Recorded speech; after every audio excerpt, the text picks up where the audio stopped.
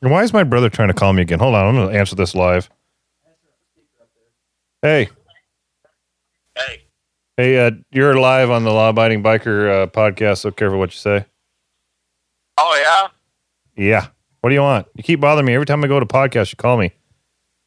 Well, maybe you shouldn't be doing that all day long when your brother needs you. I'm more important. Well, one of these days, I just hope that you can grow up and be, self-sufficient, and you don't need me all the time. I'll need you till the day that I die, Matt. You're my big brother. All right. What's going on? Tell the audience what you called me for. Well, I called to see what you thought about, how we put those bars on our bike and the standard, or the cables that came on the bike, our hydraulic and brake. Yeah. Cables worked with those bars. Uh-huh.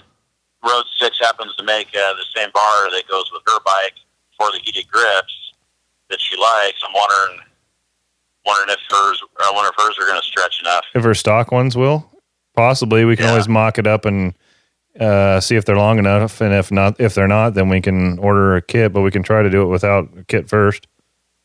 Because those bars that come stock on those Softail Slims are those wide beach bar type bars. Right, and if we put those 13-inch apes on there, they're going to be a little narrower and taller, but the lines might reach. We can. It's always worth. It's always worth mocking it up once just to see if it's good enough. Yeah, well, our goal is to get the bars on the bike as fast as possible. She wants to get riding, so. Yeah, I hear you. But, all right, I just wanted to call and see what you thought. I was thinking maybe with the beach bar type bars on there that it might reach. I mean, it reached on our bikes, so. Very good chance that they would. Yeah. I can't guarantee it until we mock it up and try. Live on the lab, baby. All right. Tell everybody goodbye. Right. Yeah, talk to you later. I said tell the audience goodbye. Goodbye, everybody. Have a glorious evening with these two jackasses. 3, Rick's here. All right. Hey, I said 3 because Rick's here. Rick's there too? Hey, Rick. Hey, what's up, brother? All right, we're about to start the podcast. Tell Rick I'll be hitting him up for some Vance and Hines. All right, he'll take care of you.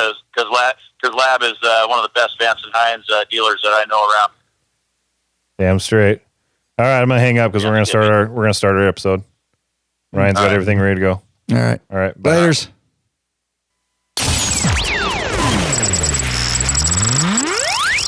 Hey, Bikeaholics, Patch Addict has premium embroidered patches for every passion.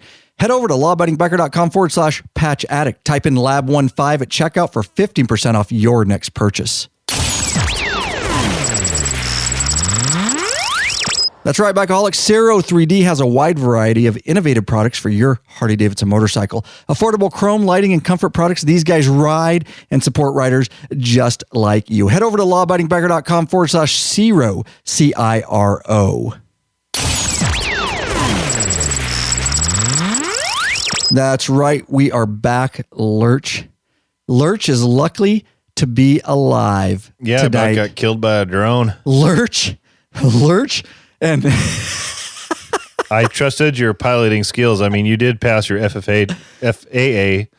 I am a Part 107 certified FAA unmanned aircraft systems pilot. I passed it about a month ago, but I nearly took out Lurch tonight because I'm pushing the envelope, guys. And Rick was just looking at me like I looked at Rick and I go, dude, I just about took out Matt on his motorcycle.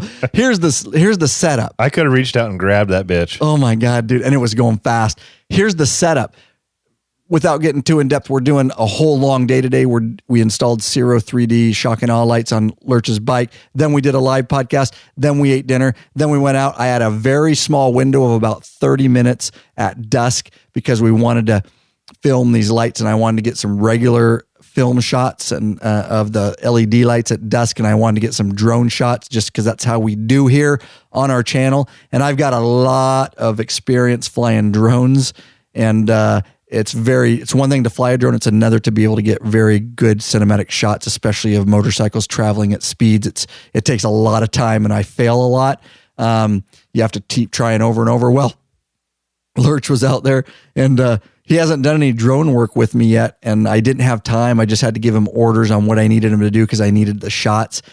And we did several shots over and over and over, and it was dark. It was getting dark, and he couldn't see the drone anymore, and I couldn't see. I could only see on the monitor, and Rick was over my shoulder. Big Daddy was over my shoulder, and I straight came in hot following Lurch. Yeah, you were doing really well. At a profile shot, and I didn't realize the time and distance that I was doing.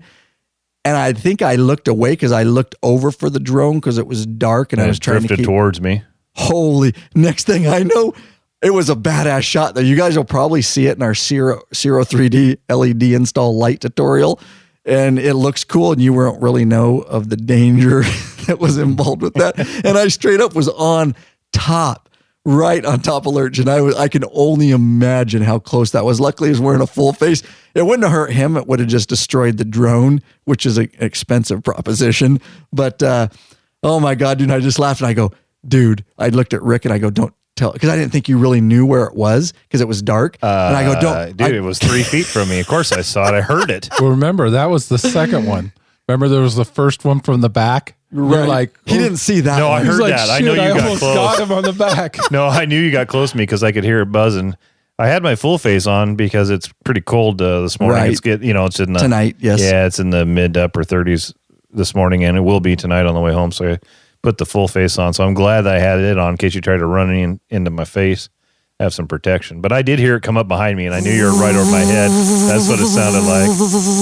Sounded like a swarm of bees. Dude, and it flies fast, depending on what we're doing. And I bailed, dude, and I have a lot of experience, but when you're trying to get that type of shots in a crunch at dusk in the dark and pushing to get footage, usually I have more time. Like when I did drone work with Big Daddy Kane recently, we put it in which will be coming out, our Santa Calvary helmet video, and some badass drone footage and some different GoPro shots and stuff. But I had time, and it was windy that day. It was hard to fly. That was crazy. That was the max my drone could take. It almost turned it a couple times. I was just fighting the wind so bad trying to get those shots. We got to do when we do.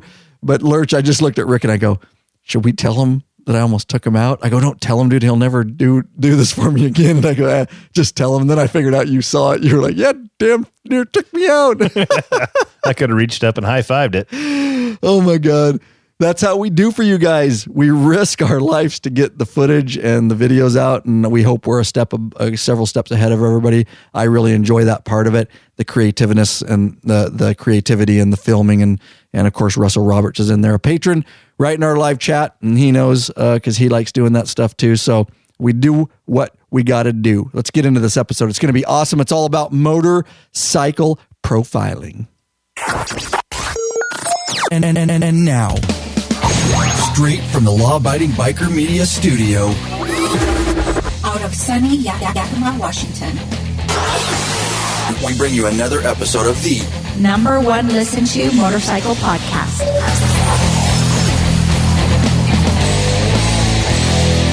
We're in your head. We're in your head. We're in your head. We're in your head. Rob, Get out of my head. Get out of my head. Oh, feel it. Big Daddy Kane. Feeling it, brother. Right there, sipping back a Corona. You chugged that thing, dude. We aren't even starting the podcast. You already chugged it. I've only had 2, so Attaboy. I can afford to. Welcome back, you freaking bikeaholics. This is the podcast for the motorcycle majority, the big MM, also known as the 99%. That's right. Large and in charge of the motorcycle scene more than any time in history. It is us law-abiding bikers, guys. That's right. All right. By listening to this very podcast, you are part of what we call the biker revolution. We just have one question before we get started. What are you waiting for, bikeaholics? Mount up. And let us take you on another wild-ass ride. You started, Lurch picking it up. That's right, guys. Welcome back. Ryan Erlacher here, your host of the Law-Abiding Biker Podcast. And, of course, your high-tech redneck. There you go. We are live, guys. YouTube live. Head over to lawabidingbiker.com/live. Get signed up. There's a list over there, upper right-hand corner. The only emails you'll get when you sign up is when we go live. That's right. Via an email. Big button. It'll take you right where you need to be. Of course, we've been doing YouTube live for a while, but we've been doing it on some software, and we've been actually streaming it via laptop. So tonight we had a little technical difficulty because we're trying it to actually use my iPhone, and it was doing fine. And I wonder if I had it at 100%, it would get through a whole hour and a half episode, just if I always had it at 100%. I don't know how to test that, but we plugged it in and it's getting a little hum. Of course, when this comes out in podcast format, that will not be there because like Matt Pass, who's in the chat, who's a patron, says, asked us that, it will not because we are recording that separately audio for the high quality. It is live. We're going to get less than stellar audio anyways, but as long as it's not too bad, we're okay with that. That's right. Big Daddy came up right here to be in the studio. Last minute, he had some family stuff going on, but he still made it. Girl, you know I think you're sweet. Come on over here and get your treat. He's always just on the fly, dude. Come over here and I like it. That is the smooth operator, Big Daddy Kane. Of course, over here, none other than... too soon. I'm screwing all up, Lurch. Here we go. Wait for it, Lurch.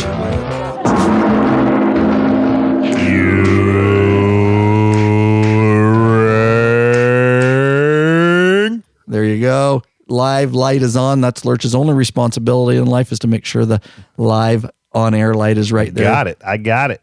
That's right. We got super chat going on, and we appreciate it. If you look at the lower left-hand corner, there's a super chat. You can get your comment pinned, and you can, of course, support us and all that. So it is all about motorcycle profiling, guys. It's been a topic that we've wanted to talk about for a long time. I kind of put it on the back burner until recently. Some new stuff has come up, and we're actually going to break it down for you guys because not only do we run this podcast, of course, in Law Abiding Biker Media, but we have some different insight, but I think we're very fair, and we have some different insight because we're actually Leo's law enforcement officers full time, and then we do this on the side trying to help as many bikers around the world as we can. And I think from all our episodes we talk about a lot of stuff, just because we are Leos, we don't just see it one-sided. We understand. We try to take everything into account, and I think we're very fair when we do that. So we're not just, this isn't going to be just a one-sided thing, but I think people need to understand, especially the law-abiding biker community, because there's a lot of propaganda going on out there from very specific individuals and very specific groups that are less than 1% of the motorcycling community out there. And they're trying to run their campaigns and they're trying to run their propaganda.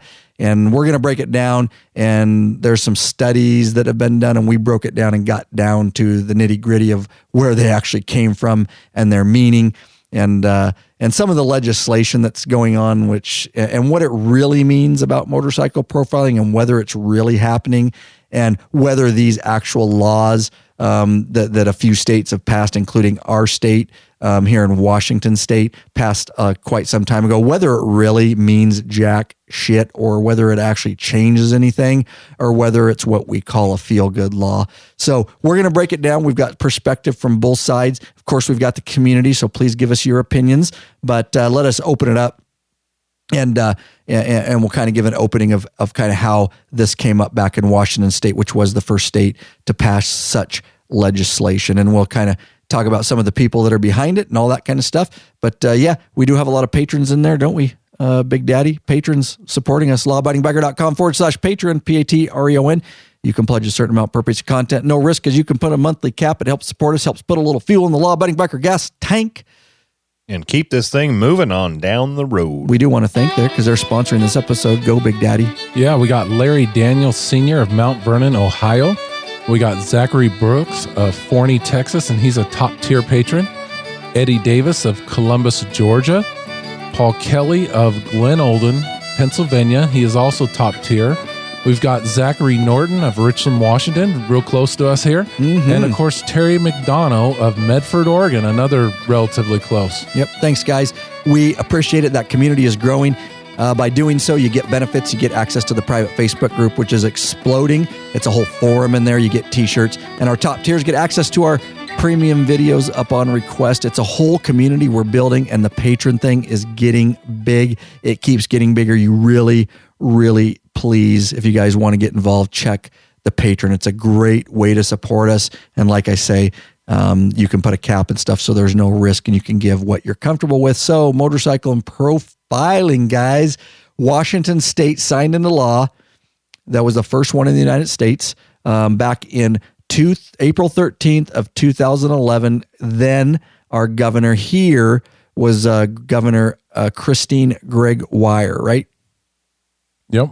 Okay. All right. Sorry, I was looking at the live chat there. Oh, yeah. No, that's fine. I just wanted to make sure. I was like, no, you had a brain fart. I was like, I'm pretty sure it was Christine. Yes, Gregoire. Yep, Christine Gregoire. April 13, 2011. I'm going to tell you guys just to start the show. It was we didn't talk about the what you wanted to talk about. Do you want to mention that before we get into it?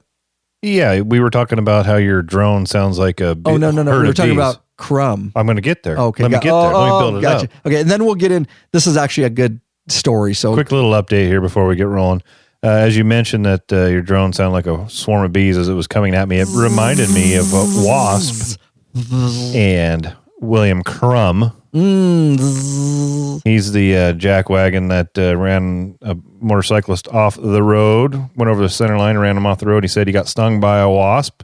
I don't care. Mm-hmm. Yeah, that's exactly what he said, Big Daddy. He's been sitting in jail for quite a while. He finally, a year. Oh, well over a year. Yeah. He just got sentenced to 15 years.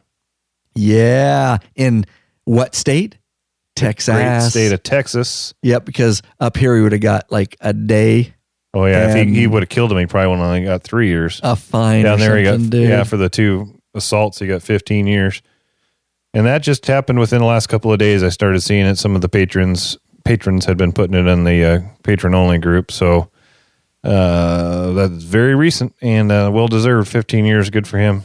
Yep. You're dumb. You're fucking dumb, dude. And I don't even. I want those sound bites, but I don't even know where I put them, dude. They're funny because I had some. Remember every time Jake would talk, you'd interrupt him with that. You're dumb. I would, dude. That was so fun. And God, we got laughing about that. Good. I'm glad you updated that. So yes, you guys know. Go back. I don't even remember what episode it is, but we talked about it. And he ran a biker off the road, and it was a pretty publicized story. But he did finally get. Very non-remorseful individual too, had zero remorse. I don't think he impressed the court at all. And he did his 15 years. So, all right. Thank you for that update, Lurch. Thank you very much. Washington State, RCW 43.101.419. This is what it says, because we're going to talk. What the hell happened there? That link didn't work. That link's broken, huh? All right, let's do RCW. Motorcycle profiling there, because I searched it recently. 43.101.419. Here's what it says. This is in Washington State, because we're going to talk about what this means. Okay. So this got passed, and this was the actual legislation that they put into effect. Okay. So this Governor Greg Weyer decided to sign this in because some people, some bikers, were, trying to pass some legislation and pushing it through. And so she's like, okay, cool. I'll sign this. And here's what she signed. The Criminal Justice Training Commission, which is what trains Leo's guys in Washington State, shall ensure that issues related to motorcycle profiling are addressed in basic law enforcement training, basically the academy guys, and offered at in-service, which is regular ongoing training to law enforcement officers in conjunction with existing training regarding profiling. Local law enforcement agencies shall add a statement condemning motorcycle profiling to the existence of their policies regarding profiling. For the purposes of this section, motorcycle profiling means the illegal use of the fact that a person rides a motorcycle or wears motorcycle-related paraphernalia as a factor in deciding to stop and question, take enforcement action, arrest, or search a person or vehicle with or without a legal basis under the United States Constitution or Washington State Constitution. That's basically what got passed. In a nutshell, agencies got to put it in their policy, and then they got to be told about it maybe 30 seconds when they're in the academy or something. It doesn't really give any specifics. It doesn't change any laws, guys. I hate to tell you that.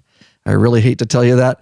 Do you want to go at any time, Lurch? Because I know we talked about while installing LED lights, some of it, but we wanted to save some of it too. How do you want to go with this episode? Do you want to talk about that, or do you want to go to who spearheaded it and that angle, or how do you want to go? I would Big say, Daddy? Yeah, let's start with who spearheaded and how it came about, and then we can talk about give our opinions on it and the profiling, criminal profiling versus a racial profiling, how they're different, and how this law, in our opinion, didn't really change anything because you already had to have a reason to stop somebody, right? Regardless if they're riding a motorcycle or driving a car. I mean, it doesn't change anything. It just makes, I guess the only difference is that now it has to be in training.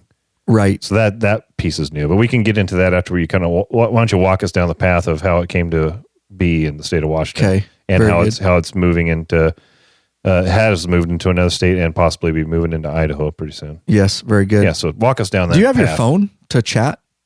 It's charging. Do you want to get it? Oh, is it dead? Yeah. Dude, all right. I did that Facebook Live thing and tore it up. They want to have you on chat, dude. Just YouTube. All right, cool. So it did pass in Maryland. So right off the heels of April 13, 2011 in Washington, then Maryland passed it, the second state only to have this what I'm going to refer to as a fluff law. Maryland, October 11th, 2016, they have a new anti-motorcycle profiling law went into effect. And again, they were the second state. Now, the reason it came up again, I'm like, we need to get on top of this, is because apparently Idaho now is trying to pass a fluff feel-good law that really doesn't change anything. And so I figured it's time to jump on this. And I just want to say off the top here, guys, we don't condone motorcycle profiling. We don't condone racial profiling, anything like that. What we're just talking about is the law. If motorcycle profiling is somehow occurring somewhere, then it shouldn't. It should cease. It should, be based on a violation. We'll get into some subjective versus objective stuff a little bit later. We could get really deep, so we're going to try to keep on track, but we could get really deep in the subject. But we're not condoning it. What we're getting at is, what are these laws and do they change anything? And what does it mean to you as a law-abiding biker? Like, does it affect you in any way, shape, or form? I submit to you that it doesn't.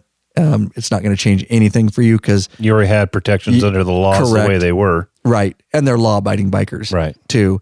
And I'm not saying that one group or not is criminal profiling. Again, I just want to stick to the law and what is. And like Lurch said, there's already laws in effect for years. It's under the Constitution. So this is just basically stating what's the already obvious is. The pretext issue has been around for years.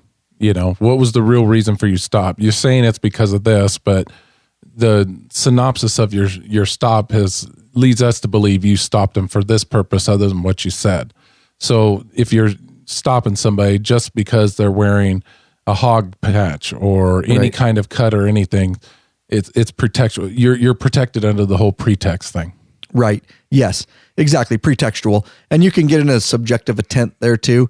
A lot of that's a thing. If an officer stopped somebody for failing to signal, that's what he stopped him for. And then people want to say, well, what was his subjective intent? Well, you're probably never going to know. I mean, technically, you're basically what you're saying is what's in the human mind at all times. And unless the officer goes, yeah, I stopped him because I just don't like him. Well, that's not the case, obviously. Again, you would get into subjective reasoning there, which is highly arguable.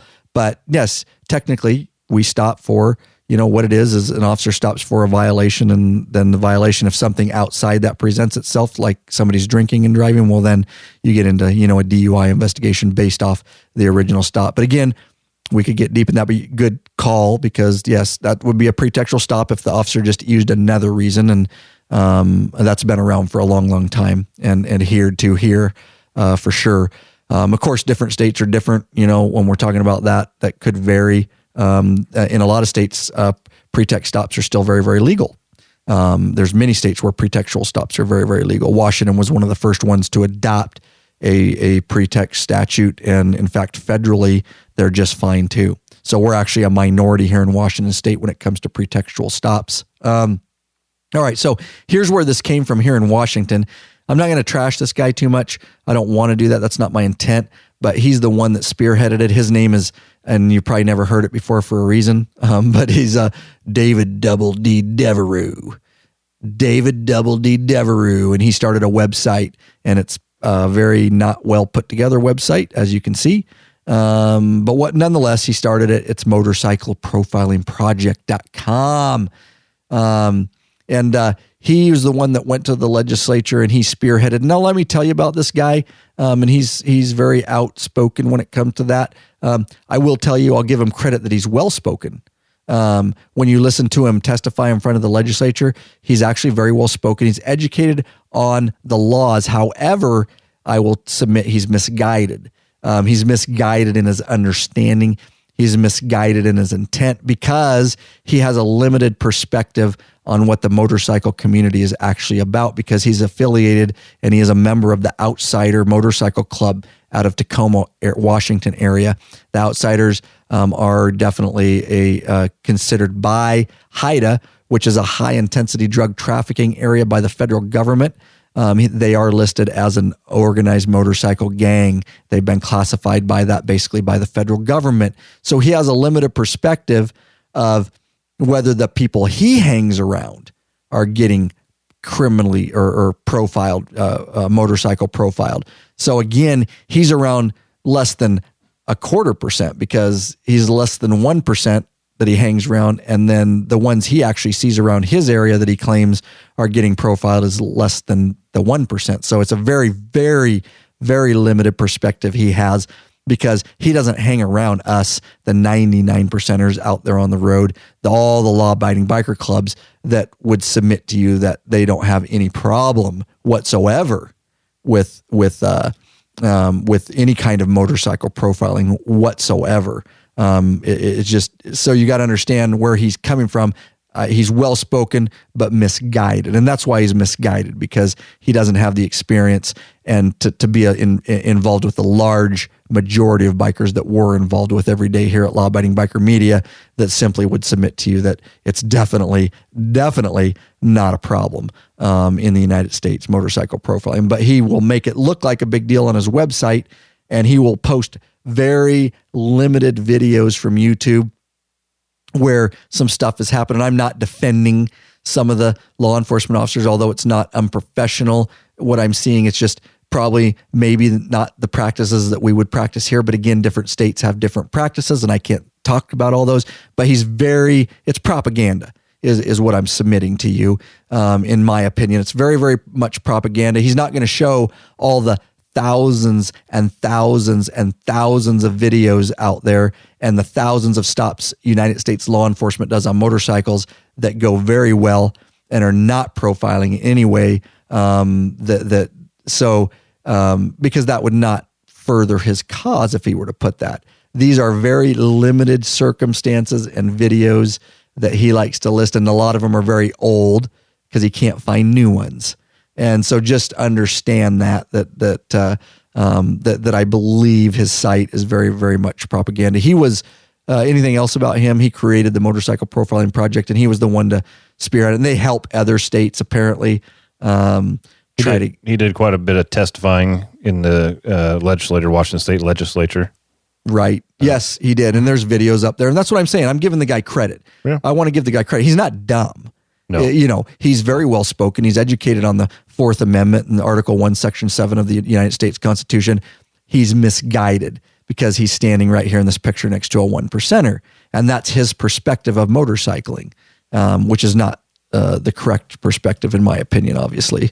How did I get in there and how do I get out of there, Lurch? His point of view is definitely a small majority or a small percentage of society. Right. And it is slanted. The website, like you said, is definitely slanted to show the few negative things that have happened with law enforcement and motorcycle clubs. And so I don't think it's a perception that the majority of law-abiding bikers have out there. Here's what Matt Pass says. It's a sexy story and topic, getting a lot of hype here in California in mini groups. So great. See, it's happening in California too. This is the live chat we're looking at, guys, here.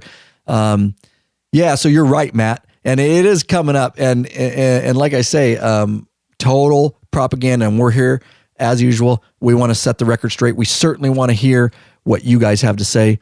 Some people take on a campaign, Russell Roberts says, that their mind attaches to and won't let go of it, no matter how much reasoning is presented to counter their argument. Very well said, Russell Roberts in the live chat. You're right. And as we dive into this deeper and really tell you guys, I think you're going to realize this doesn't apply to the law-abiding biker community. It just simply doesn't. I'm sure there's always instances of weird stuff happening. But again, I don't see any new videos on there.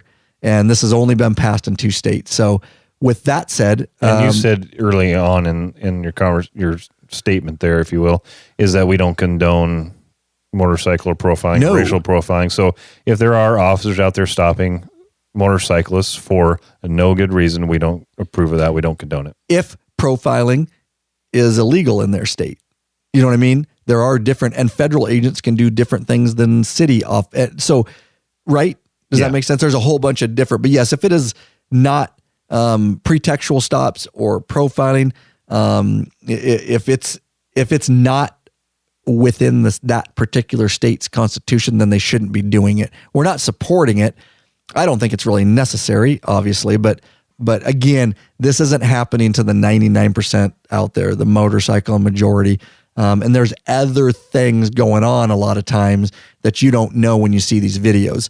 Like, they may have stopped him for a reason, but they're already under investigation for something else. Right. There's investigations going on, and I can't get into the tactics that are used for that sometimes, but we don't know that because all you see is the video, and they may have been told, to stop them based on some sort of other probable cause. Yeah, there could have been. It's called a ruse, and they could be rusing them to identify them. Yep. There's all kinds of tactics that are used that are 100% legal in the United States, and law enforcement doesn't give away all its secrets, but we know because we've worked some of that. So again, all you're seeing is a video with no background whatsoever, and there you go. So Idaho recently is passing it. Now, what do you think, Lurch, about this, or Big Daddy, because you're pretty silent over there? What do you got to say about any of this? Well, I said my statement. I mean, I just... That's all you're going to say. Get out of here. That's all the only statement you're making? I'm saying it all boils down to we're not allowed to have pretextual stops. So Here. Right. So in Washington State, if you're stopping somebody just because of what they got on their back, it's pretextual. Right. But if I've got a guy that's Do you speeding, think it's happening is the problem? Well, I can't say that I've ever been around individuals where it is happening. But if I look at their perspective, and if you're living that lifestyle and you're What speeding, lifestyle? Well, if you're living the 1% lifestyle and you're riding your bike and you're speeding and you get stopped, and the officer tells you, hey, I stopped you because you're speeding. No, you didn't. You stopped me because I'm wearing this cut. So it's perspective. It doesn't matter what you tell them. Once they have it set in their mind as to why you were stopped, you can't convince them otherwise. I can tell you I've stopped many club members over the last month, not many, but 2 or 3, and they were all speeding. One was in their car, 2 were on their bikes, and I walked right up and I said, how you doing today? And I stopped you because you were speeding. You're doing 15 over. Can I see your driver's license and your registration? And every single one of them was polite to me, and I was polite back. And a lot of times I will purposely give them a verbal warning, and they'll thank me, and they'll be like, hey, thanks. I appreciate this, because I want them to. I've always said that there's education and then there's enforcement. And if they're going to, maybe they learn from this that not all cops are bad. Because if somebody's going 10 over, I treat it what I've given. Was I going to write a ticket regardless of what they were doing? And so, I mean, but you're never going to convince them. Right. It's surprising to me how many times I'll give them a verbal warning and they're surprised. They just assume that they're going to be getting a ticket just because of their situation. And hopefully that helps educate those individuals at that time. Oh, okay. I was for sure he was going to give me a ticket because of what I've got on my back, but yet he didn't. It's almost like giving them a little mind fuck. That's the way I look at it. Right. Kind of taking them for a trip. And, but you're not going to convince them. They could listen to this and they'll turn everything around to whatever they want it to be. That's just the fact of it. Right. And we've got some good chat going on. And, here's the thing, and they're great statements, and I appreciate it. Just speak freely in the live chat. That's what it's for. We're not disagreeing, agreeing with you. But, here, Shreveport, Louisiana is profiling bikers. They have a law in the books from the 30s stating you cannot have your face covered in public. There are cops pulling over bikers wearing full face helmets. So I'm only going to submit to you, James Peavy there. Thanks for commenting. There's not a lot of information in that.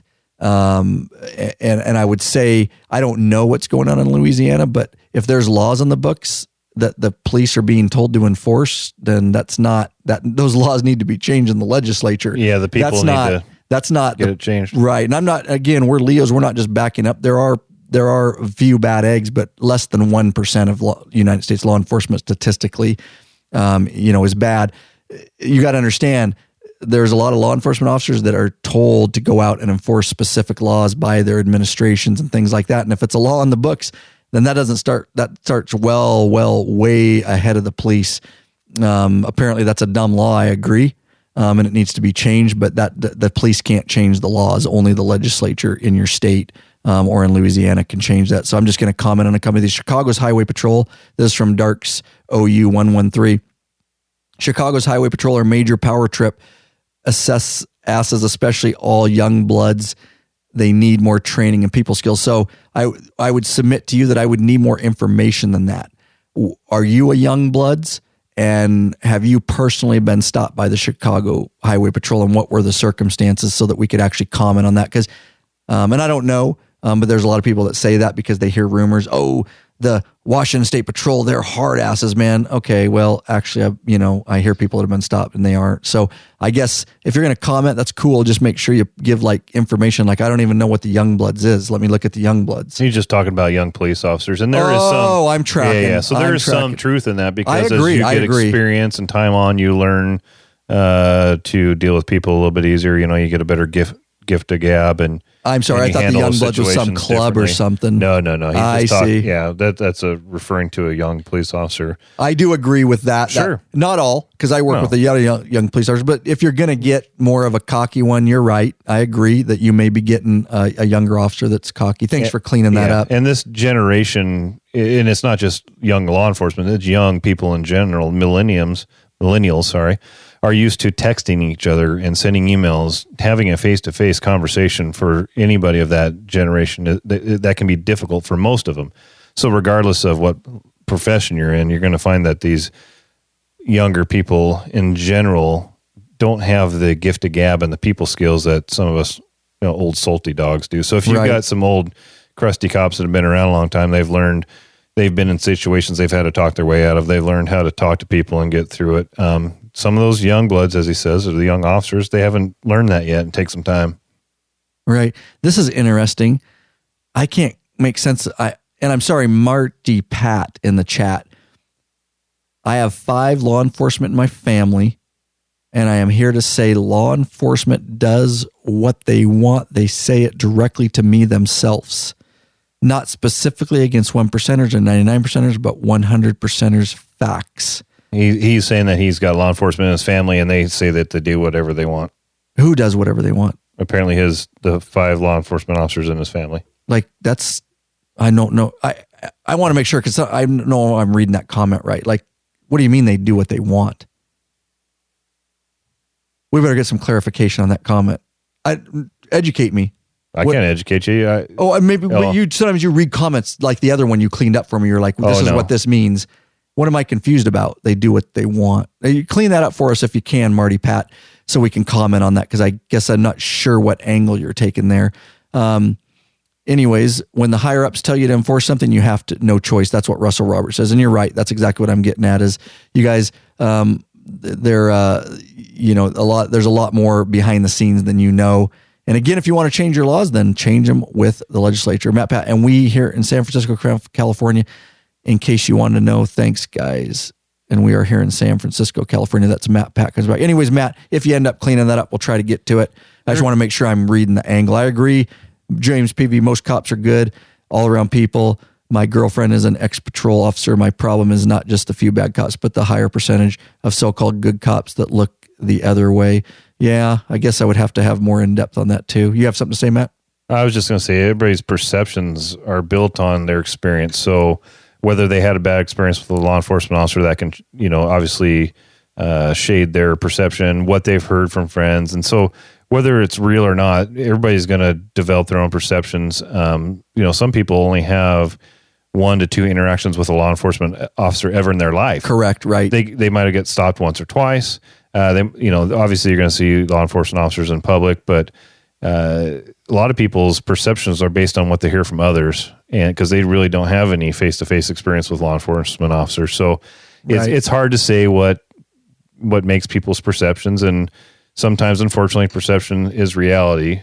It's not reality, but it appears to be reality. Perception is reality, but it's not really reality, right? Thanks for clearing that up. Right. So it's reality to them. So, everybody has their point of view. I have no problem with it. We're just here to share our point of view based on being law-abiding bikers ourselves and being Leos. I mean, think about it. I mean, how many times, whether it's military police or where you've arrested somebody and the person puts all the blame and that you are the bad person for arresting them and that you're always picking on them. And the first thing you do is turn the table on them and you say, well, who is the one that broke the law? Well, I did. But you guys are always picking on me. And you look, well, how many times have you been in and out of jail? Oh, several times. So it doesn't matter. Any law enforcement officer or military police guy has faced that guy where you've arrested him. He's been arrested many times. His perception is completely different than grandma's or, your mom or my dad's or our neighbors that have never had any contact with law enforcement. And so at that point, it doesn't matter what you do or say to them, you're not going to convince it. But when you put it back on them and say, well, I just didn't wake up today and say, I'm going to go find John Doe and I'm going to pick on him today and arrest him for shoplifting. And then I'm going to find, a teener of meth on you and book you into the jail for the meth possession.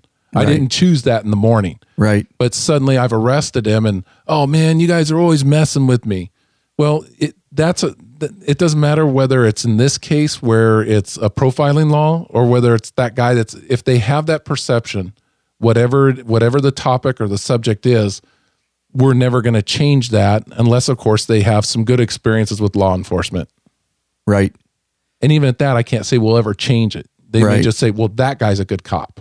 Right. That guy's a cool cop. Yep. Are you getting, Matt, this chat? Are you getting any of this?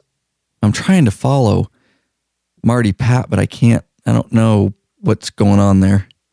Well, what I get from what his comments are is he's got law enforcement in his family.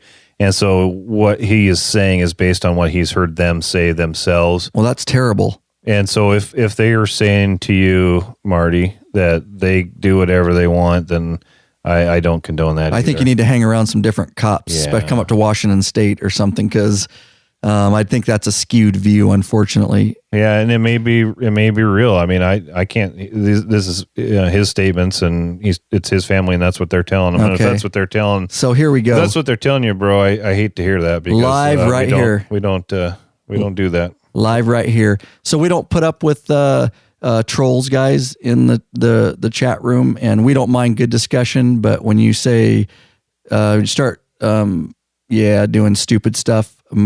So sorry, Marty Pat. I hope you ride safe and good luck to you, brother. And you're going to be blocked and banned from this channel. So I'm doing it right now. And I'm sorry, man, that you have those views, but come for a good conversation here. And I'm sorry that your family is telling you that. That's terrible. You probably need to maybe get a different perspective or hang around a few other police officers. So have a good conversation, guys. But unfortunately, I've had to ban Marty Pat from the chat room, so he won't be able to comment anymore, guys. All right, let's get back on track here, Matt. You think that was justified, fair? Sure. Yeah. I mean, it's just the way it goes, guys.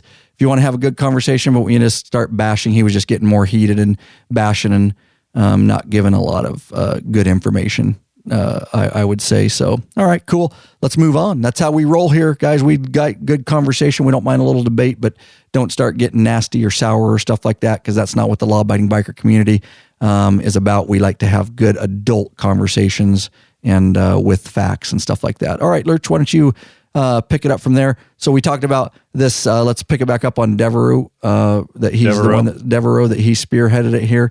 And there's a picture of him on there with Governor Gregoire. What do you think about that? And talk about that side of it and why maybe a governor would sign such a bill, or what they're thinking standing next to 1%ers and all that. What's your perspective and take on that? Well, on the Capitol Russell campus, Roberts says right on, Ryan, because I banned whatever his name was. Sorry. And you guys know, we don't mind good discussion, but he's just a troll, and he's just getting in there and trying to stir things up. But we don't mind good. I love debate, and I love hearing other people's opinions, but when you're just going to start talking schmack with no real facts, sorry, you got to go. It's not what this community's about. Go ahead, Matt. The legislative campus there where the Capitol is in our state is open to the public. Anybody can show up. So if you're wearing a 3-piece 1% cut, you're going to be allowed to go onto the Capitol campus and see your legislators and see your governor. So the fact that they're wearing their cuts and there's a 1%, I think looks like probably a Bandito's cut in that picture with the governor. It's open to the public, so you can't keep them out. And if they're standing there for a photo op because the law passed, that's fine, no big deal. Right. I don't think she's purposely going out of her way to get a picture with a Bandito. It's she's the governor. She has at no the clue, time. right? She may or may not, but like I said, it's open to the public. Anybody can go and see their legislature, so you can't keep them out, and they're entitled to go and speak with her. I have no problem with that. Getting pictures with her, no big deal, whatever. As far as the law, and we mentioned it earlier, is that the law that you read, it doesn't really change the way that we operate as law enforcement officers. We already, depending on the situations, there are reasons. If somebody's, like you mentioned earlier, if they're being investigated for something criminal, you can do what they call a wall stop or a ruse and stop them and identify them. But generally speaking, for your average motorcycling population out there, law enforcement needs to have a reason to contact you. This law did not change that. What it did add in there was a couple pieces about training where they have to talk about motorcycle profiling with the profiling section in the academy, and that they have to have training at in-service. So that's really all it added. So you called it a feel-good law earlier, and that is pretty accurate. So I don't see any reason why the governor would not sign that. Right. Yeah, good call. It was easy for her, is what you're saying. It didn't. Yeah, it's a no-brainer for her. I'll sign it. These people want this. It's a no-brainer. Nothing changes for law enforcement. Nothing changes for me. It's not a new law. There's no liability in it. It makes this group feel good. I might get some votes from this group. I don't really know who this group is. I don't know what a 1%er is. I'll just sign the damn law because I got better shit to do, right? And I know that's in a nutshell, but I really do. There's like zero thought from a governor that goes into a law like that because it's not really a law. It's just a feel-good thing. And she's like, oh, yeah, that's all they want. Doesn't change anything. We throw a little bit of training in there, fine. We have our law enforcement officers go through 30 seconds of training that they're already getting about profiling, and then we say don't do it when there's already laws on the books that say don't do it. It's really just a feel good, and that's what I mean by a feel good fluff law. Go ahead. Yeah, and you think about it. I mean, she signed something that she knows is already being done, and if she doesn't sign it, then they take that flag and they start running it up. Oh, see, they are profiling us. They do profile and they do endorse profiling us. That's why she wouldn't sign the law. And we're forgetting all she does is sign it. That law came up from a state senator or special interest groups. And it comes up from the bottom. All she's doing is signing the end result of it. So this bill has to go through hearings through the judicial committee, has to go through that. They obviously get that through there. But if you don't sign it, and then what's good, like I said, you've got a situation where it doesn't matter what you tell the people, you don't need this. We already have this. No, I didn't stop you because of this. Oh, yes, you did. Well, if you don't sign it, what happens? Right. I mean, that's the end result. They're going to say, well, see, they do profile us, and see, that just proves it because they want us they won't sign this law. And that's not the case at all. So it's to me, it's a no harm, no foul. And if it adds a little training in there, fine. Right. I mean, if law enforcement officers are getting a little bit more training on profiling and what they consider motorcycle profiling, there's no problem with that. I have no problem. And I know that since that law went into effect, we've had some additional training in our in-services on motorcycles. Right. I mean, if there's any officers out there in the state of Washington that are stopping somebody just because they're wearing a 3-piece patch, regardless of whether it's a law enforcement club, a firefighter club, HOG, because they sometimes look like they have 3-piece patches when they'll have like the life member and the different stuff on there. Or if it's a 1% group or a puppet club or whatever. We've discussed this before. No officer should be stopping anybody just because of their color, their creed, their religion, their sexual orientation, and in particular, whether they just, if a cop tells me, well, he's a bandito, so I'm going to stop him. Why are you stopping him? Well, because he's a 1%er. Well, you better have a reason because he turns around and files a civil rights lawsuit against you, you're done. Right. You need to have a valid reason for that stop. Yep. A traffic violation, which is very strict standards that are followed here, adhered to in Washington State, especially, guys. But yeah, what do you guys think here? Let's do a Lurch. You got anything to say to clean that up a little bit? I think you're thinking over there. Well, I was just listening to Big Daddy there. Well, you look like you're thinking. I already pretty much said it. I mean, it didn't change a whole lot. Right. You already we got more to talk about. Yeah, you already had protections as a law-abiding biker out there, or just a biker in general, or a just a person driving a car. You already have protections. You have to be. These are no more protections than you had before. There's no extra protection added. The one thing it did do, as I mentioned, is it added some training requirements in the academy and during the in-service. Which could be, honestly, 10 seconds of training. There was no specifics put on it. I'm not saying that's what's happening. The last training we got was on helmets. Right. Motorcycle helmets, what was legal, what's illegal. So, I have no problem with that extra training in there. And I think that's the good piece. That's really all that came out of it, right? Right. Because those protections you had as a motorcyclist before, you still have. It didn't add any extra protection. Right. But it did add the training piece, which I think that's great. Right. There's nothing wrong with training. I have no problem with that. Big Daddy, do you want to do this mid-roll? Do you think you can handle it? Yeah, I'll give it a shot. Give it. Yeah. Live read by Big Daddy. Go, Big Daddy. Hey, Bikeaholics, searching for new and exciting motorcycle products? Zero 3D has just what you're looking for. Check out the wide variety of innovative products for Harley-Davidson motorcycles. Zero 3D's got your back with chrome, lighting, and comfort products. No modifying, cutting, grinding, or welding for an easy installation. That equals less time installing and more time riding. Zero 3D has a design team with over 40 years of experience with a passion for design and innovation. These guys are bikers and they care about bikers just like you. They pride themselves on great customer service. Got a question? Get in touch with them via email at sales@zero3d.com or give them a call at area code 715-808-0027. Zero 3D is distributed in the United States by Drag Specialties, in Europe by Parts Europe and Zodiac, and in Asia by Twin Art. Check at your local Harley dealership and ask for Zero Parts. Head on over and check them out at our website, www.lawabidingbiker.com/Zero. That's CIRO. And tell them the Law Abiding Biker Crew sent you. That is right. Well nice work. Done, Big Daddy. Just pulling it out, dude. Jeff McGregor says that man deserves another beer for that. Yeah, no. See, that's why I was so quiet. I was saving it up for this. That was my big production moment. There. I gotta read a comment here in the live group here. It was funny as shit. So let me find it. He was sitting here on Saturday night. There's so many comments. Thanks for being so involved in the group, guys. Man, they are chatting in there. Oh, here he goes. Dave Wayhirk. I always say his name wrong, but I know I've chatted with him. Wayrich is, I believe, how you say it. He goes, LOL, how old, man? It's Saturday night, and I'm sitting around listening to cops BSing. I'd never believe it 25 years ago. No doubt, dude. Having a beer, living in a different area, live, real time via YouTube, watching some Leos over here freaking chatting. So thanks. Those that's the stuff that makes me smile. And it looks like we got what's his name? You got a troll in there. Iron Man Smash.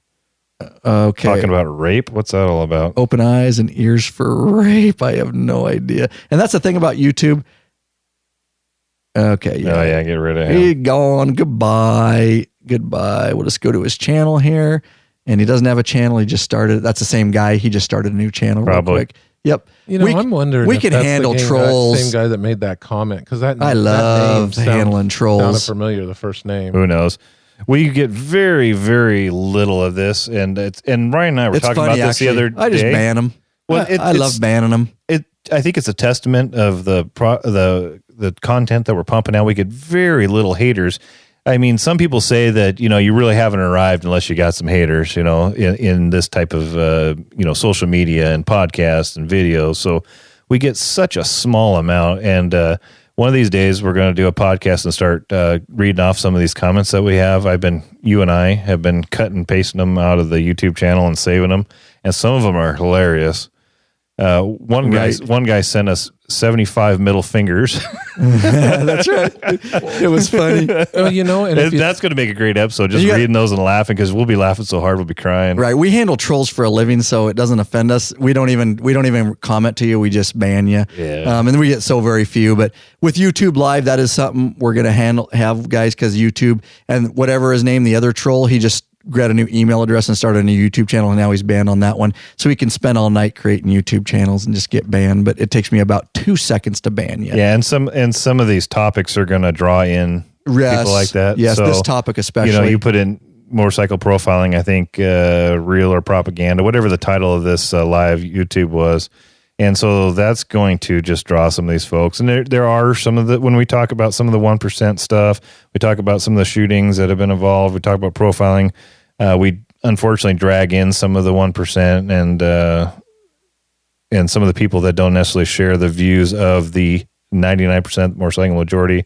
So we will unfortunately get a few people that just don't agree with what we're saying. And a good, honest debate that's done respectfully is great. We have no problem with that. But when they start just spewing weird stuff in the chat there and disrupting what we're doing, then we ban them. Right. Are you check your comments? Are you seeing any of those? Nothing new. You got rid of that. You got rid of that last one. Yeah, I'm just making sure. It always seems to be around these topics. I remember when we first had now there's a new one. Oh yeah. So there was Iron Man Smash, and now there's Superman Smash. He just keeps making up new ones. But look at the trolls are out. I love the trolls. I mean, I remember when did you just read that one? What do you say? Yeah, just ridiculous. Don't let it sidetrack the conversation in the podcast. Just cut it out there. Yeah, hang on a sec, guys. Give me just a second. Let me sign in here. Because I'm signed in, Lurch, under our... I'm not signed in under our actual YouTube. That's why you couldn't get rid of them. Correct. So I just need to sign in. Yep. Sign in. For all the decent people in the live chat right now that has to look at the crap he's putting in there, we apologize. Ryan is going to sign in, take care of it. Yeah, and I remember when one of the very first podcasts we did regarding this was the shooting, I think down in Florida or something, where a couple guys attacked a guy and he ended up shooting. I remember that was the first time we started seeing that, where we started seeing these people, and they don't. Some of them, I remember reading a few that were anti our view, but they were actually well spoken, and they argued their deal, and that was fine. But it does seem like when we have this topic. And immediately, I mean, we're not picking on anybody. We're not saying anything negative here about any of this. At the end of the day, but when these topics come up, it seems like these trollers get very active. And it was like tonight on the Facebook deal. Some guy making a comment about these pigs want to wear a 3-piece patch, etc. It had nothing to do with the video. We're talking about a product, and so. And I'm pretty sure that's the same guy that you deleted on the very first YouTube there, because the name looked very familiar. But whenever you have a topic like this that people want to hear about, the law-abiding bikers want to hear this, because we got emails and questions about this. Hey, what's this mean? Understand, people, we're not trying to go after certain groups. We're not saying these are bad individuals. We're not even touching that. We're discussing here right now, what does this law actually mean, and how does it protect you more if it does, or if it doesn't, why doesn't it? Right. So don't, throw, for you guys being so tough, you guys sure some of you need to grow a little bit thicker skin, because you're taking this pretty personal when we're not even attacking you or your thoughts or your beliefs. They're all banned now. I was signed in. I'm sorry, guys, if you kept seeing those. I was signed in under the wrong YouTube channel because we were trying to chat. So I had to sign into my actual YouTube channel. They're all blocked now. They should have got. Are they off there now? They're off there now. Yeah, I blocked them all. They're officially banned. You won't see anymore. So bye-bye, guys. Bye-bye. And the first one, when you said you're going to ban him, he actually said apologies. He did. Yeah, but then the second one that came in here, the Iron Man and the Superman Smash, those are screen names. They're on YouTube. They are officially banned. To the podcast, they've been cut out. So. Remember, because to get our channel, I had to sign in to the other, our admin account, and I wasn't signed into our actual, but now I had to sign in. Now it says block. Do you want to block them, ban them? And I just ban. Now you got a new one. Watch this. Watch how fast this is. Thanks, guys, for enjoying. Who is it? That one right there. Watch. block. Yeah. But Gone that quick. Gone. There you go, guys. All right. So let's move on. And I will just pop this out so I can make sure and monitor it. Go ahead. isn't this technology just grand? Yeah. No, you're right. These kind of subjects. And I love it because it actually makes me feel good. I'm going to sleep good. And I love banning people because it's so easy to do. I just ban them. And Big Daddy wrapped it up there quite nicely. Sorry, I wasn't listening completely, but go ahead. I was banning people. He wrapped it up quite nicely. I'm the king over here, Big Daddy. I'm just banned. So like a gavel, guilty. You're banned. Yeah. Instant gratification. All right, cool. Well, we monitor our social media pretty heavily to make sure that we keep it on a positive note because we're here to help out the biking community, the law-abiding biking community. So we really monitor our social media stuff pretty heavy. And if there's dissenting opinions, sorry, we have no problem. Go ahead with that. We have no problem. We'll leave it on there. But when somebody just starts cursing and like in here, he said something about he just kept saying rape, and just making nasty comments. That's not productive, and it's not worth our time to leave it on our social media. So we delete it. I mean, there are some people who are supportive of certain types of groups, and they're not even involved in those groups, but because they believe in their cause, that I've seen some of those, especially when we discuss the they're in their mom's basement in their underwear. Yes, I don't know about that, but I guarantee it. When we discuss the Iron Order stuff and some of those episodes, some of those people were like very vicious against that club, and they weren't even. I made a comment. I said, "Well, are you a member of that club that was involved in the shooting?" No, I'm just a big supporter of everything that's the outlaw lifestyle. Right. Okay. Well, cool. I mean, who knows? Maybe he was a club member or not. But some people just don't like cops. Some people don't. Or let's face it, everybody loves firemen. Some people don't like barbers or dentists or whatever it is. And I don't like you. Well, I have to deal with you. I make you too much money. So whatever. But at the end of the day, I guess where I was trying to get with that is that we're not going to change their opinions. And, who knows who that guy is or anything like that. But when you have something that has nothing to do with anything and they start bringing in comments, this one I get a little bit more, but even like the Facebook one earlier, and you're just like, what the hell has that got to do with the price of, Right. All you heard me is just ban him, Rick. Sounds good.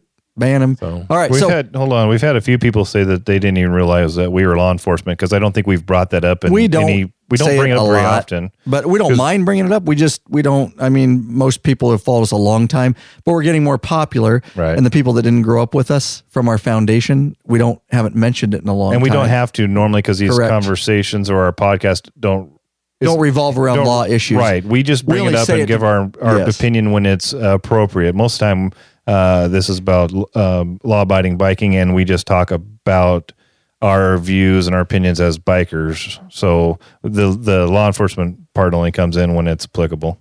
Yeah. No, you're right, Lurch. Very well. Matt Pash did a super chat, dude. He did it last time we were live. He did a super chat, donated some money. Super chat working on Mac Apple, he says, and he posted it to the top. Thanks, Matt. Pass has been a supporter. He knows the foundation of Lab because he was with us from the beginning as a patron. It's awesome. One of the guys said when I was talking about how I love banning people and it makes me feel good, and it takes 2 seconds and I just swing my gavel. He goes, "Wish divorce was that easy." That's awesome, dude. Doug Emerson, he goes, "I wish divorce was that easy." I wish life was that easy. No doubt, dude. I wish I could ban the people I have to deal with. Just ban them, dude. Oh, God. Can I hire you to find my goldfish? I have no idea what that is about, dude. But that's funny. Now, I don't mind stuff like that because that's funny to find my goldfish. Oh, that's good. Okay.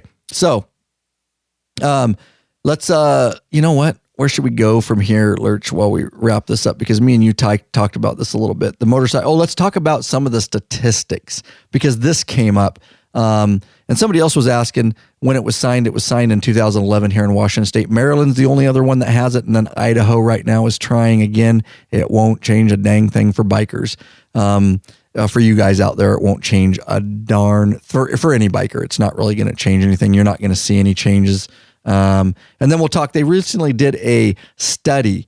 It wasn't a study, it was a survey, and they call it, if I can find it, Lurch, here. It was a survey done by the guys that were pushing the motorcycle profiling. National Motorcycle Profiling Survey 2015 and 2016. Now, when I say that, what does that mean to you? What does that sound like to you? I mean, if you don't, I don't know how much you read the show notes. I sent you an email. I read them. Okay.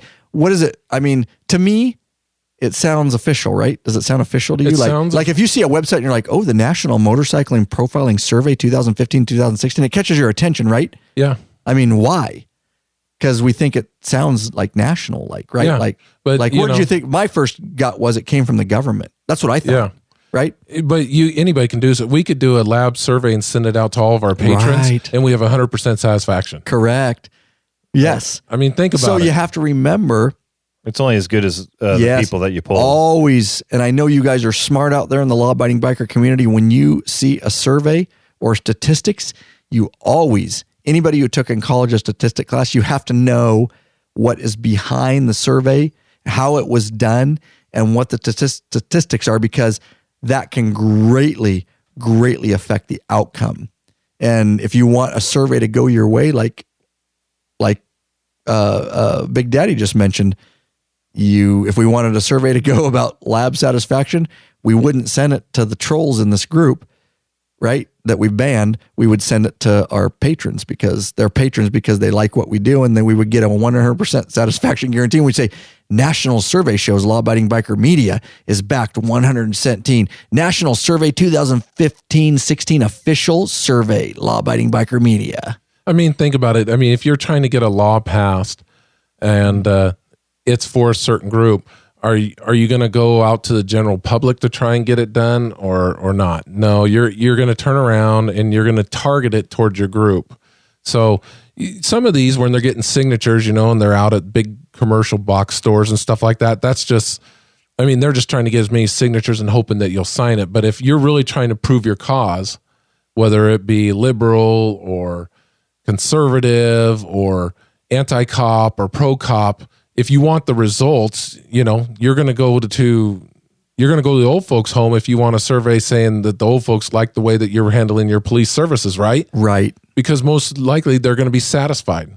You're not going to turn around and go to the jail and say, how satisfied are you with the law enforcement in your community?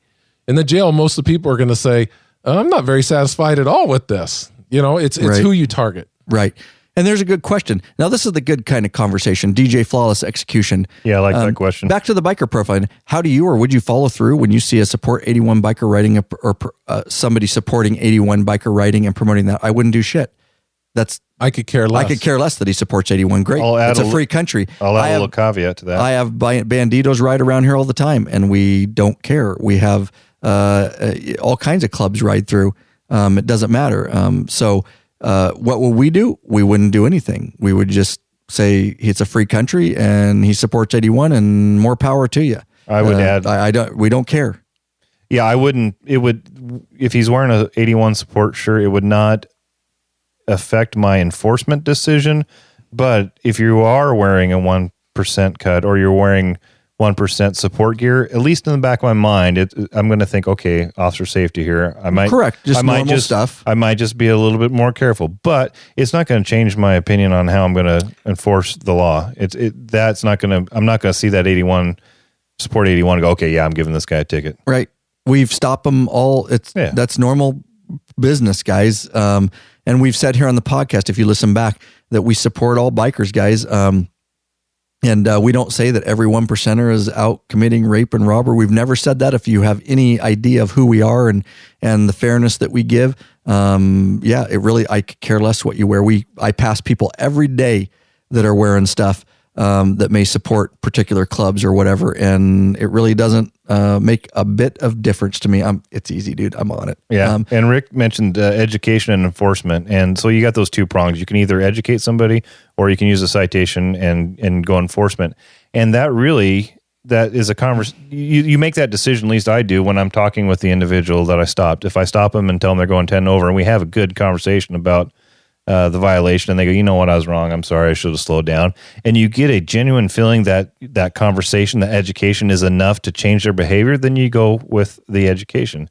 If they tell you to get lost and I'm never going to slow down, then you got to think, okay, do I need to use enforcement, use a citation to change their behavior? Right. So you've got those two avenues, and you use the tool that will best change the behavior and get the desired outcome, which is making sure that they are law abiding. Right. Yes. Very well. for their safety and the safety of others around them. Yes. James Peavy says in the chat, I will say, out of all cops I have felt and been arrested by over the years, I deserved it every time. Motorcycle cops are the coolest. They get paid to ride all day. Great attitudes. Thank you. Yes. You hear that? I am a motors officer, and I appreciate that very much. Yeah, and I do get paid to ride a motorcycle, and thank you very much. And you know, And we try to be friendly. We really do. yeah, it's just reiterate. I mean, I've like I said, I've stopped people with patches, and I really don't care whether they have a patch or not as far as my enforcement decision. I mean, sometimes I purposely give them warnings because they're being nice, and I'm trying to maybe change their view of law enforcement. And I'm not saying I actively do that every time, but if a guy's nice, he could be wearing his soft colors or something.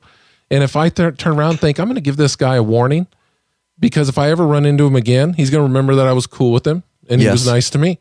And that doesn't matter whether it's a motorcycle cut or whether it's a guy I've arrested for shoplifting 2-3 times before, or a guy that's been involved in other criminal activity.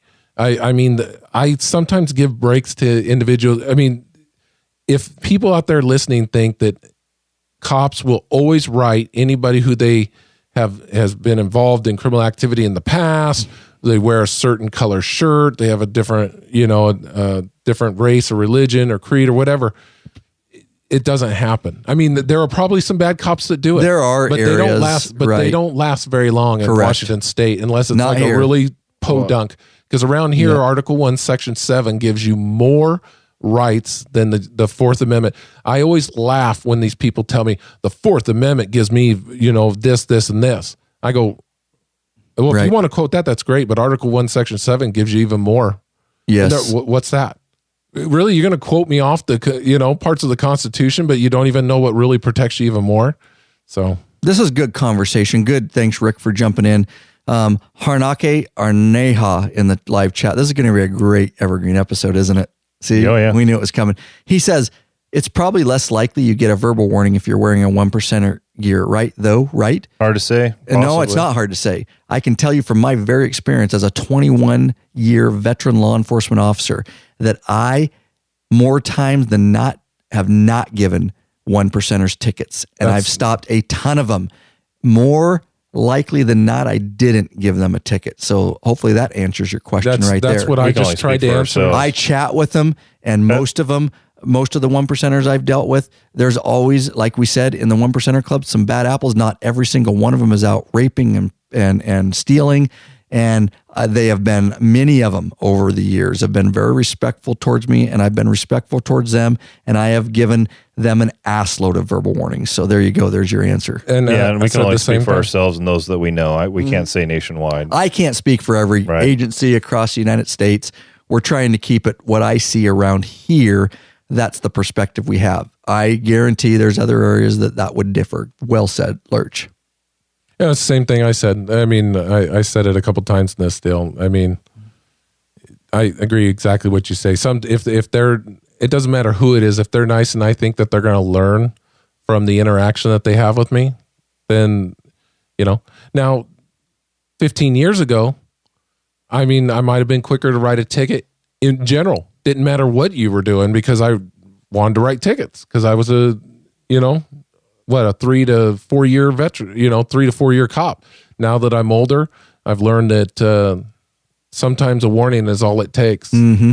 Yeah, we talked about that a little bit earlier when there's a comment made about the young bloods. It's like any profession. You get better at it as you do it, and you learn how to interact with people, and you learn to use enforcement and education appropriately. Mm-hmm. And so it just takes time. I mean, when you're hired on at 21 years old and you've been doing the job for 6 months, you have 6 months experience. You haven't lived a lifetime and learned how to do it best yet.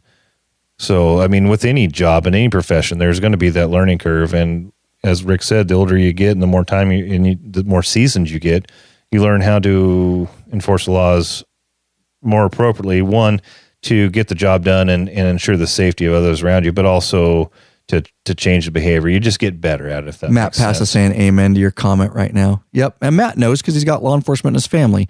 And Totally. It does. It's like any other, and it doesn't mean those young cops, they're writing for valid violations. It's just, it's how you handle yourself, and it comes with time and experience and human beings, right? So great conversation this episode, man. That's what I love about the live episodes, though, because it takes us down a different path sometimes than what we're expecting. So it's just great.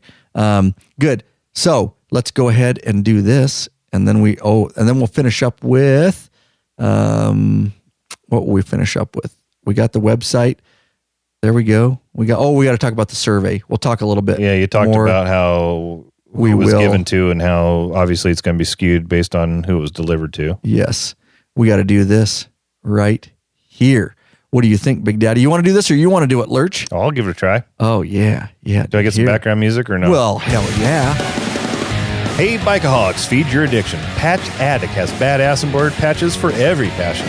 And the quality is unmistakable from this family-run company based out of Austin, Texas. I was in Austin just a couple of days ago. Nice area. That's why I'm glad you handled it. They've got more than 800 patches to choose from. These patches look great on vests, hats, gear bags, motorcycle covers, and more. A huge assortment of large back-size patches, plus military, Irish, religious, funny, patriotic, road sign patches, and so much more. They design their own patches, so they have dozens of exclusive patches that you will not find anywhere else. Head on over to lawabidingbiker.com/patch addict. You'll get free shipping on every order over $25 plus 15% off when you use coupon code LAB15. LAB-15. Nicely done. They got some great. You guys we talked about this. You're like pros, dude. I stumbled a couple times in there, but I'm getting better. That's all right. That's what makes it real here at Law Abiding Biker Media, because it's not like somebody who thinks they have a radio show and just, anybody who might. There's radio. I'm just saying, you've listened to radio DJs, right? Yeah. And there's some guys that it's so like rehearsed, right? That's what keeps it. We're real guys. What do you're freaking out? And you know dude. what? No, I'm not freaking out. I'm just saying, dude. What I'm saying, like any radio host, dude. I've actually purchased patches from them. I've mentioned this in past episodes. Mm-hmm. It's good quality stuff. So if you're into it, I bought a "Don't Tread on Me" and a American flag patch, and so check them out, people. Do they have InfoWar patches? Bill Roberts asks. What? InfoWars. I don't know what that is. I don't know. Is that like Dungeons and Dragons or Magic the Gathering or something like that? I don't know. I don't know. Let me. I have no clue. No, it sounds badass. I'm going to look while you're talking. Anything with InfoWars patches. Lurch is going to look it up for you. So let me talk about this while we're doing that. Well done on the commercial there, Lurch. That was really, really good. And that is exactly what keeps us real, dude. It's not like completely 100% rehearsed here. This is a podcast. This is not radio. Radio's dying. Well, hello, this is Rick from WKRP. WKRP. Let me sell you a mattress, because I know this is a biker channel, and I want to sell you a mattress. The best mattresses ever. Yeah, I know, dude.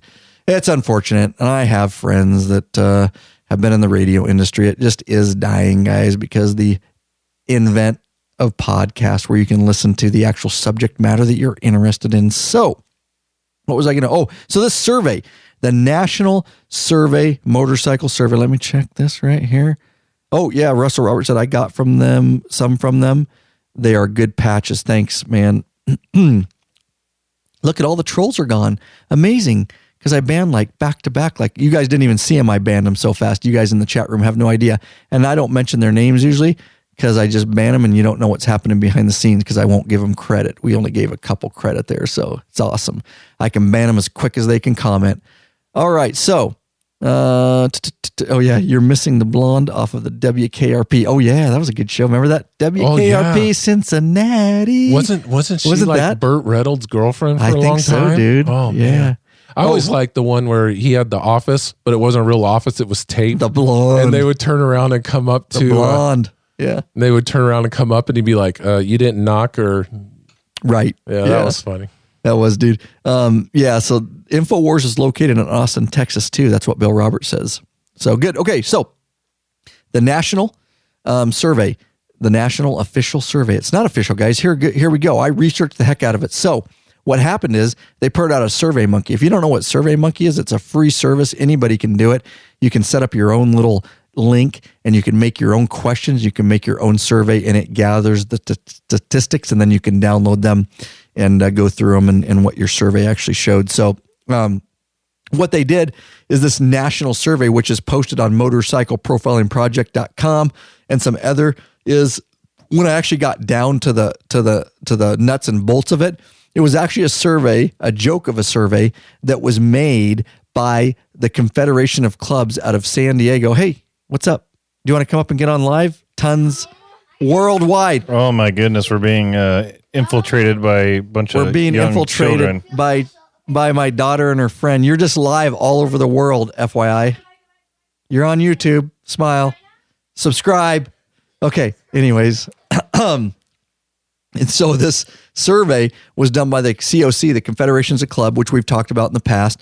Not an organization we recognize. It's not an official organization, and the law-abiding biker community, in my opinion, should not heed anything they say because they're just a bunch of guys put together. It's not sanctioned by the government or anything like that. And we've seen some of the catastrophes that have happened, like the Waco, Texas shooting.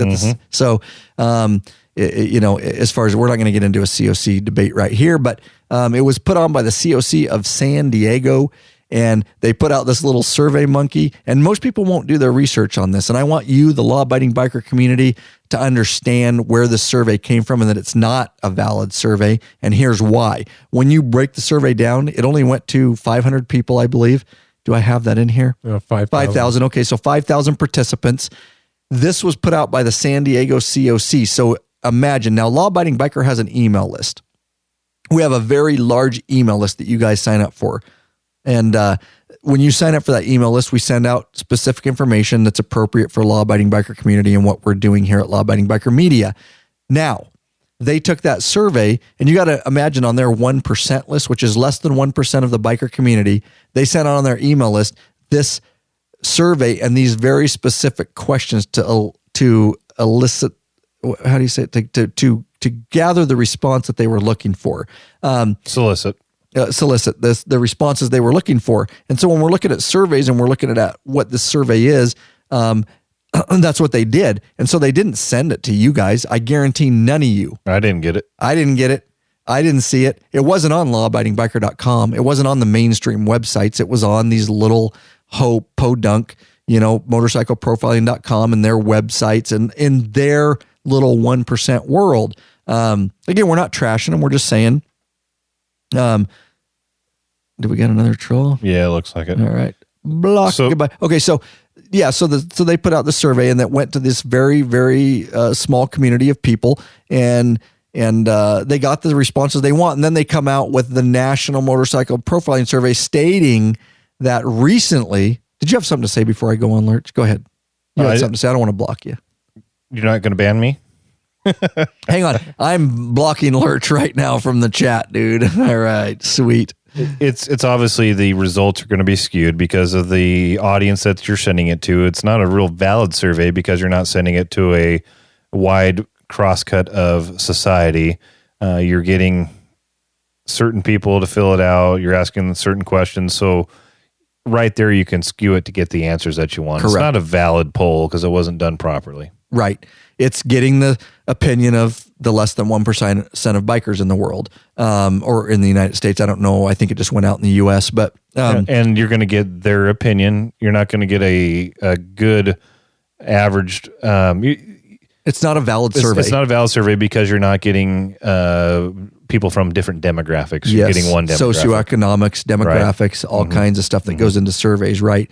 So always, guys, and I know you're smart out there, look what's behind the surveys, guys. Do not take this. And I loved how they labeled, I mentioned that, didn't I, Big Daddy? The national survey. And it did. When I first saw it, I was like, whoa, that sounds like an official survey. I mean, they did that on purpose, right? It's propaganda. And here's what their BS survey showed. And they put it everywhere.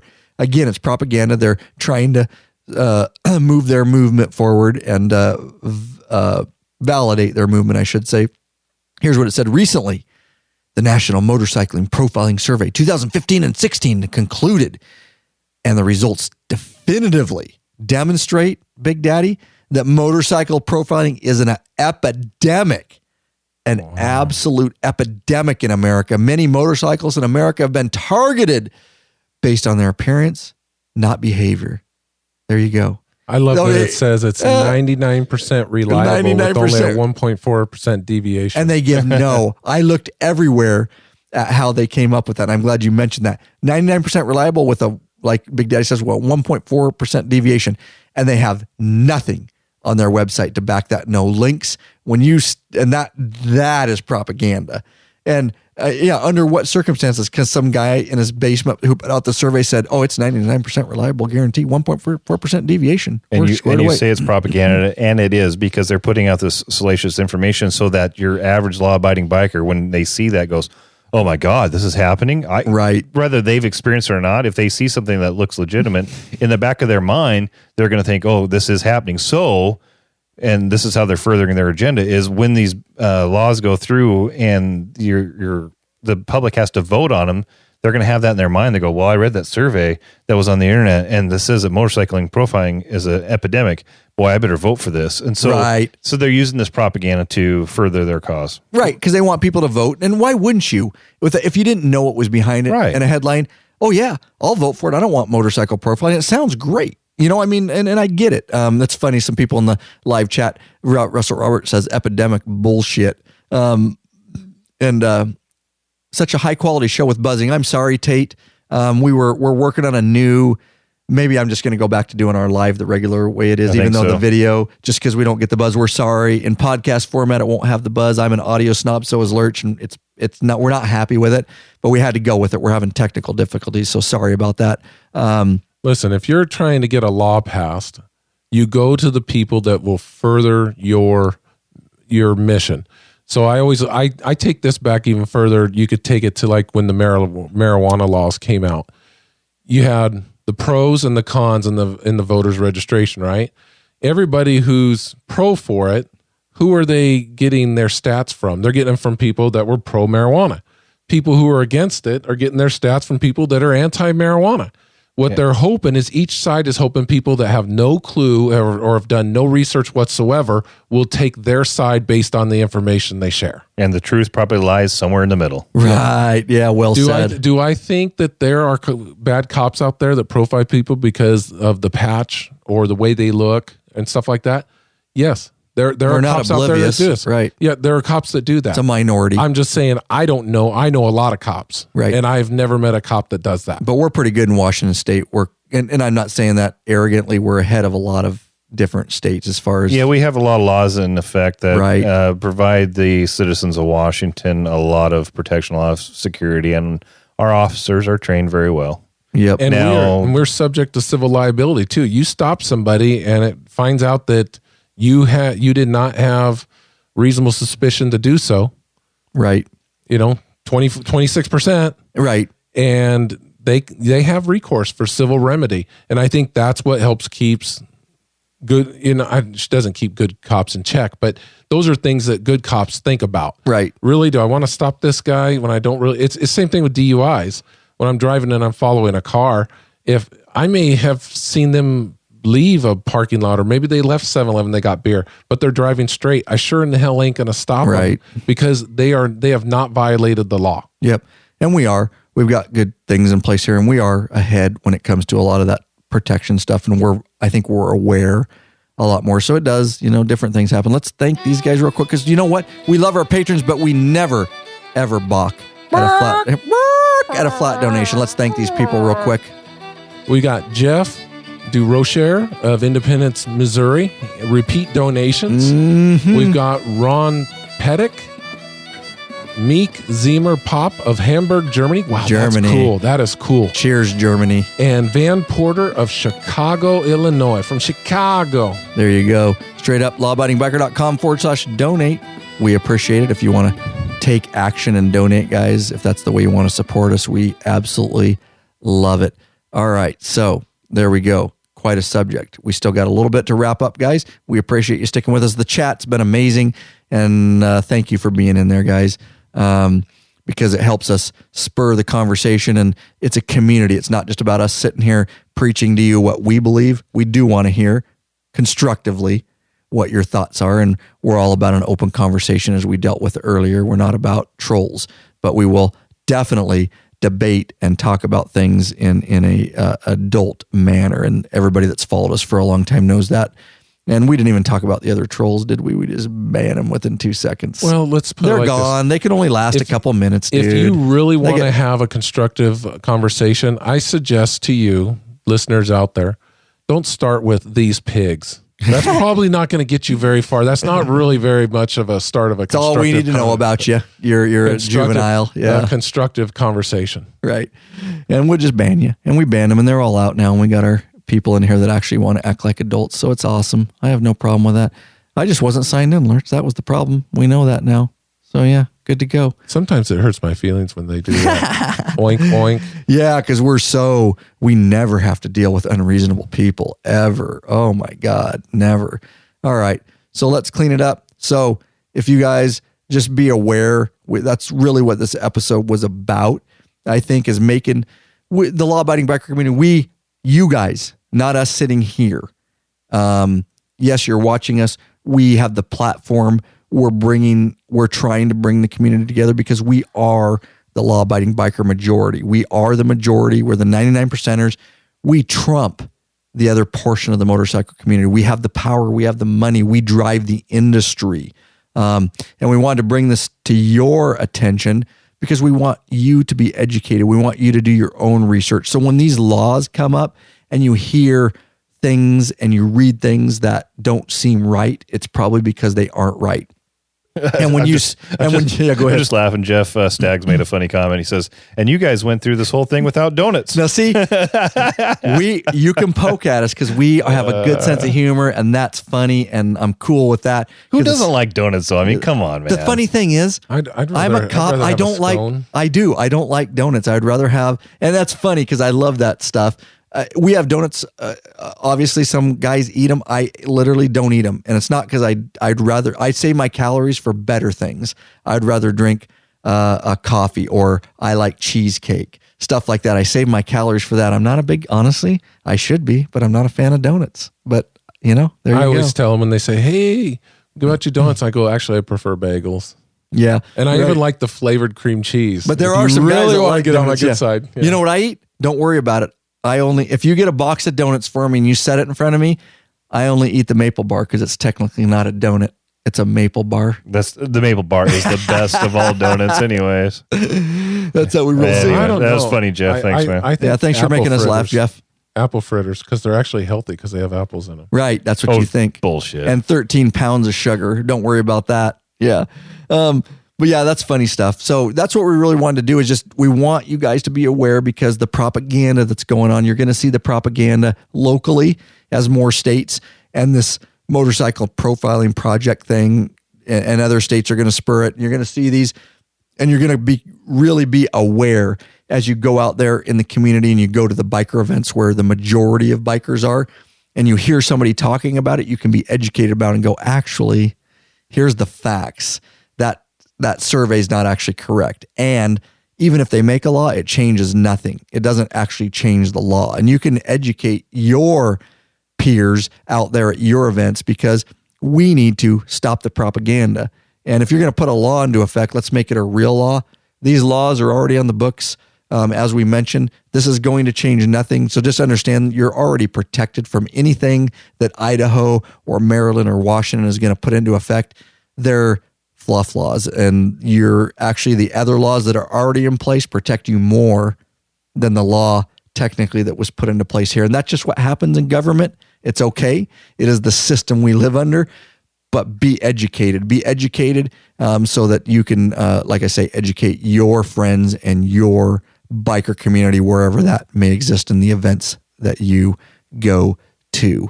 Lurch, what do you want to say to sum it up here? You keep asking me that. I think I've already summed it up. Well, no, there's always a sum up. What I just said is totally different than what I said earlier. So I summed it up. I don't know that I have. In closing, start this way. Say, in closing. I don't know that I have anything to add to my previous statement. Dumbass, dude. I don't care. Sometimes there's a last thought on your mind or something I don't you didn't think get so. out. I mean, no. It's like court. Do you rest? Do you rest? Do you want any cross-examination, or do you rest your case? I will reiterate my previous statement is that the profiling law is not adding any new protections because reiterate, Lurch. Russell Robert says reiterate. because you already had those protections under other laws like the Fourth Amendment, et cetera, et cetera, et cetera. The good part that it added, and I said it earlier, is there are some training pieces that are in there where new officers have to go through the motorcycle profiling. Sorry. And the training that's added at in-service. I think that's great. It's no big deal. It is. I got no problem with it. We love training. So out of that law, the only thing that really came was the training piece. So right. For the most part, as you said earlier, it is a feel-good law because it didn't change the way that law enforcement's conducting business. Correct. You still have to have in this state, in most circumstances, you have to have a reason to stop somebody. Right.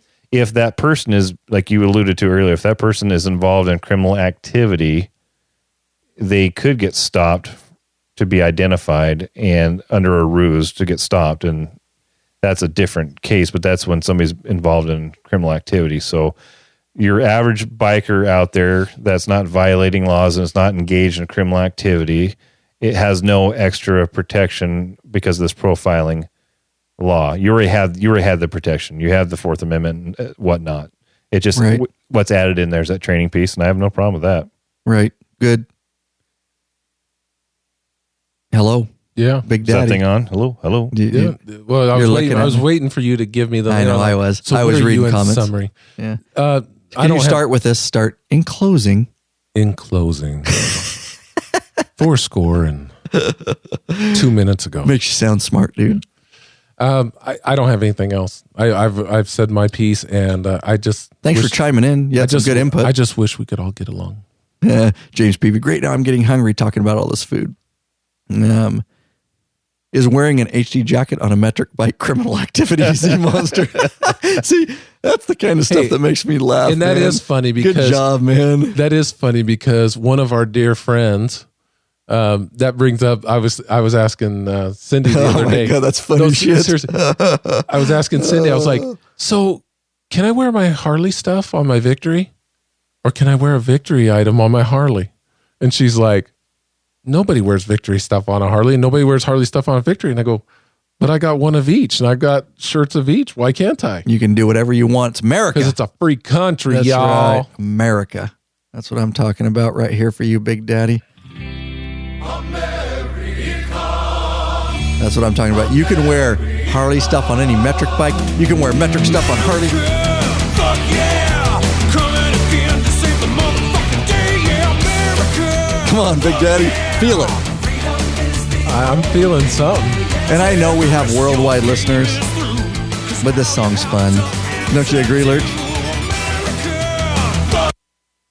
That's it. All right. So I thought I had that. Actually, I do. I have that in my library. I should have just played it from my library. Okay, so good times, guys. This should be our national anthem. That's what James Peavy says. Yeah, you're right. So with that said, I think we ought to just close it out. And thanks, guys. What a great episode. Live audience, do me a favor. We're going to close it out for podcast, obviously, because this comes out in podcast. But please stay with us for just a moment. I want to ask you a couple questions about the live stream that we did and the audio quality and some things like that. So let us close it out. But if you're available, please, live audience, because we rely on you, stay in the chat and let me ask you a final question here. All right. With that said, Lurch, what do you say we take it out? There we go. That's right. What shall we do for a call to action? I know what we should do right here. Why don't you say it, Big Daddy? Because you run the store. You're the man. I don't want any of y'all to forget that we're a Vance and Hines dealer. And we got the best prices, the best support, and we can custom order anything you need. Just get a hold of us at sales@lawabidingbiker.com. That's right, Big Daddy Kane. He runs the store. Pipes, intakes, EFI tuners. Don't see it? Contact us because he can get it for you. We have limited items on our store listed, but there's a lot more V&H items. We can get you a metric or American Cruiser. Competitive pricing, of course, because that's how we roll, because we want to help you. Help support us. That's right, guys. Right over at the store, lawabidingbiker.com/ store. That's right. You want to leave us a voicemail? Well, we appreciate it.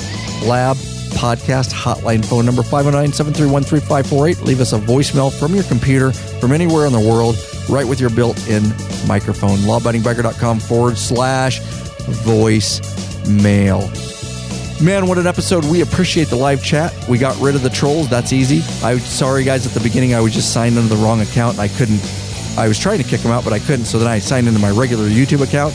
Now I know that will never happen again, because as soon as I see a comment, they're gone, and you'll never even know that I banned them. I don't give them credit. I don't talk about them.